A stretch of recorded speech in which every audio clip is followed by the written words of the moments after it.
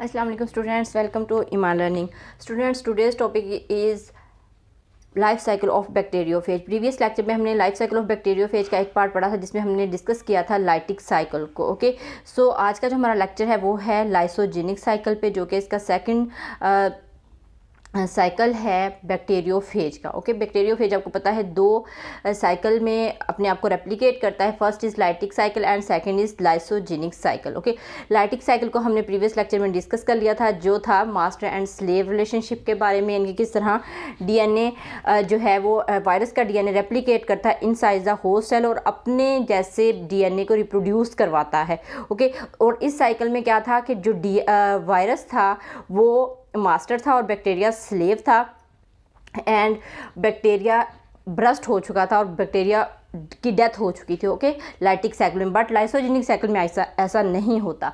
जो lysogenic cycle है student, उसको हम कहते हैं होस्ट गेस्ट रिलेशंस, यानी कि ये ऐसा रिलेशन जैसे होस्ट और गेस्ट का रिलेशन होता है। जब भी कोई गेस्ट हमारे घर में आता है तो वो क्या करता है, हमारे घर में रहता है, कुछ दिन खाता है पीता है, लेकिन हमारे घर को कोई नुकसान नहीं पहुंचाता, विदाउट नुकसान वो हमारे घर से चला जाता है। ओके, सो ये रिलेशन भी ऐसा ही है जिसमें बैक्टीरियम को कोई भी नुकसान नहीं पहुंचाता वायरस जो है। ठीक है, अब क्या होता है, फॉर एग्जाम्पल इसकी जो डिफाइन है वो कैसे होगी कि replication of phage genome without destroying the bacterium host cell, यानी कि ये रेप्लिकेट तो करेगा बट बैक्टीरियम सेल को या अपने होस्ट को कोई भी नुकसान नहीं पहुंचाएगा, जैसा कि प्रीवियस साइकिल के अंदर हमने पढ़ा था कि बैक्टीरिया डिस्ट्रॉय हो चुका था। ओके, अगर स्टूडेंट इसके इस साइकिल के हम स्टेप्स की बात करें, जैसा कि लाइसोजेनिक साइकिल है कि इसमें जो स्टेप्स हैं, जिसमें जो फर्स्ट स्टेप आता था अटैचमेंट का, सेकंड इज़ पेनिट्रेशन, ये same as it is lytic cycle के हैं। जैसे प्रीवियस लेक्चर में हमने देखा था लाइटिक साइकिल में जो स्टेप्स था वही स्टेप सेम होगा। अटैचमेंट करेगा बैक्टीरिया उसकी रिसेप्टर साइट पे, देन पेनिट्रेट करेगा विद द हेल्प ऑफ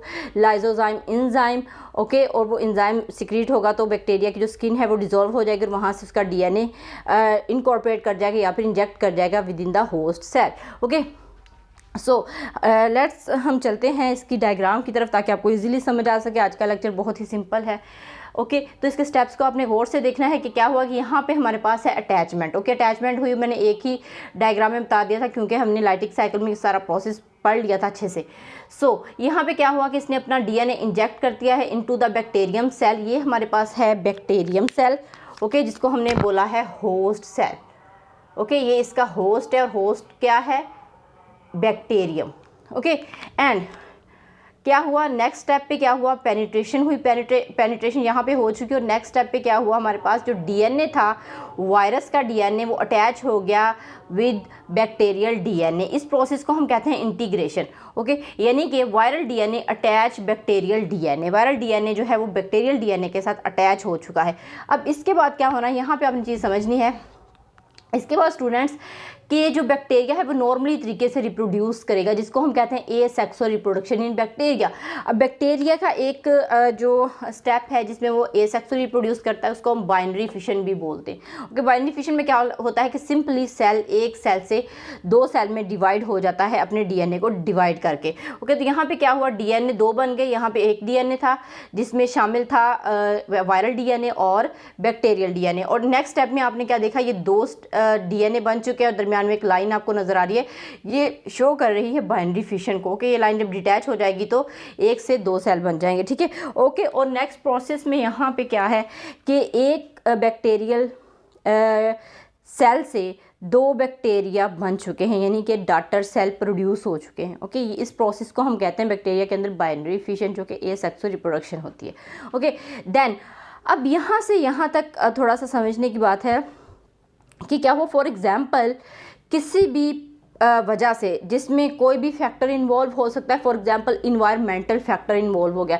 अब इन्वायरमेंटल फैक्टर फेवरेबल नहीं था, जिससे क्या हुआ कि यहाँ पे ये वाला जो डीएनए था बैक्टीरियल सेल के साथ जो अटैच था वायरल डीएनए, ये डिटैच हुआ। डिटैच होने के बाद दोबारा से इसने उसी डीएनए को होल्ड किया और फिर से लाइटिक साइकिल स्टार्ट कर दिया, यानी कि इस प्रोसेस से दोबारा से लाइटिक साइकिल हो सकता है। लाइटिक साइकिल वही सेम जो प्रीवियस लेक्चर में हमने डिस्कस किया था। ओके, सो यहाँ पे क्या हुआ, लाइटिक साइकिल स्टार्ट हुआ क्यों, क्योंकि इन्वायरमेंटल फैक्टर फेवरेबल नहीं था, जिस वजह से लाइटिक साइकिल ने क्या किया, बैक्टीरिया को फिर से वही काम किया।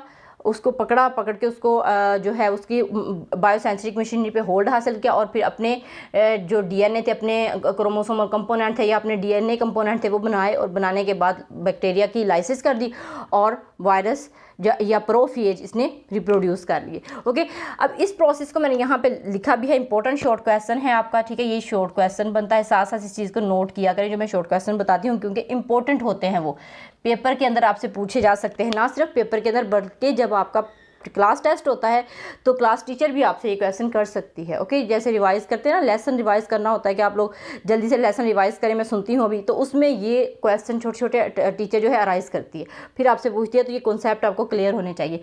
सो इंडक्शन क्या है? Induction is a some time viral DNA is separated okay from host DNA and start lytic cycle, तो लाइटिक साइकिल को स्टार्ट कर देता है। ओके, देन एक और छोटा सा क्वेश्चन है यहाँ पे कि the phage which cause lysogenesis called temperate और लाइसोजेनिक फेज। ओके, इस फेज को हम क्या कहते हैं? लाइसोजेनिक फेज कहते हैं, या फिर दूसरा नेम इसका क्या है?